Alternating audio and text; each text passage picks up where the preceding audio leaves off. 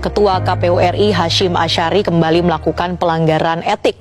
Terbaru, Ketua KPU dan 6 anggotanya menjalani sidang pemeriksaan kode etik yang digelar di kantor Dewan Kehormatan Penyelenggara Pemilu atau DKPP pada Rabu lalu. Dan hasilnya adalah terbukti melanggar etik dalam kasus rekrutmen calon anggota KPU Kabupaten Nias Utara periode 2023-2028. Apa saja deretan pelanggaran tersebut, kami akan paparkan data-datanya untuk Anda berikut ini. Kita lihat pelanggaran kode etik yang pertama, pemirsa. Tepatnya ini terjadi pada tahun 2022 lalu, di mana Ketua KPU RI Hashim Asyari melakukan perjalanan pribadi bersama Ketua Umum Partai Republik I, Miska Hasnaini Muin, atau dikenal sebagai si wanita emas. Barangnya masuk nggak, Mbak? Ya masuk lah, Pak. Oke, kemudian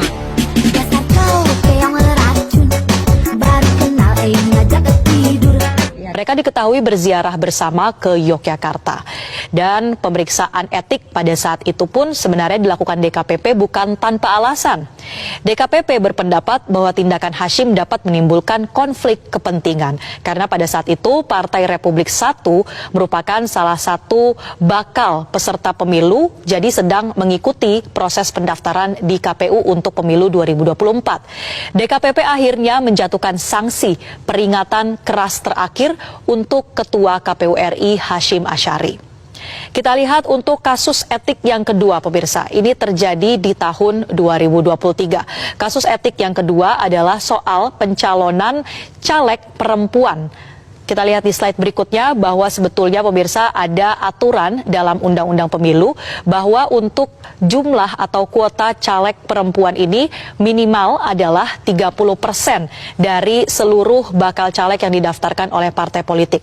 Tapi kemudian KPU pada saat itu justru membuka kemungkinan pembulatan ke bawah yang menyebabkan jumlah caleg perempuan berpotensi tidak sesuai dengan kuota 30%. Dalam sidang kode etik DKPP dinilai ada tindakan KPU yang menyebabkan ketidakpastian hukum untuk peserta pemilu, sehingga DKPP menjatuhkan sanksi peringatan untuk komisioner KPU. Tapi khusus untuk Ketua KPU RI Hashim Asyari, sanksi yang dijatuhkan adalah peringatan keras karena sebagai Ketua DKPP menilai Hashim ambigu, tidak tegas dan juga tidak dapat meyakinkan dalam penyusunan regulasi kuota caleg perempuan.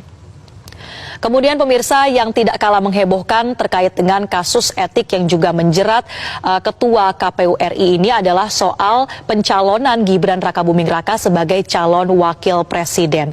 Nah, kebijakan KPU yang menerima pencalonan Gibran ini diusut secara etik setelah dilaporkan oleh sejumlah pihak. Meski MK telah mengeluarkan putusan nomor 90 soal batas usia Capres-Cawapres, DKPP menilai tetap ada pelanggaran etik karena KPU menerima pendaftaran Gibran sebelum dilakukan revisi peraturan KPU. Sanksi yang diberikan pun tidak main-main. Untuk Ketua KPU RI diberikan sanksi peringatan keras terakhir. Tapi kemudian sudah ada sebelumnya, ya, kita lihat sanksi peringatan keras terakhir, tapi muncul lagi peringatan keras terakhir. Jadi yang mana yang terakhir sebetulnya, ya? Kita lihat satu lagi, pemirsa, ada sanksi etik yang keempat atau yang terbaru dijatuhkan oleh DKPP kepada anggota KPU RI, bahwa kasus etik ini adalah soal rekrutmen calon anggota KPU Nias Utara, dan DKPP pun menjatuhkan sanksi peringatan. Bahkan 4 kali ya sudah diberikan peringatan begitu ya oleh DKPP. Kita bisa menyimpulkan bahwa ternyata sanksi dari DKPP pun tidak memberikan efek jera, karena walaupun sudah ada sanksi misalnya peringatan keras terakhir, ternyata itu pun tidak terakhir karena masih ada lanjutannya lagi gitu ya. Padahal ya secara bahasa kan maksudnya terakhir itu ya sudah final gitu ya, sudah tidak ada lagi gitu ya, sudah berhenti di situ. Nah, tapi dengan kita melihat bahwa ini sudah bahkan lebih dari 3 kali, bahkan kemarin ada lagi gitu ya.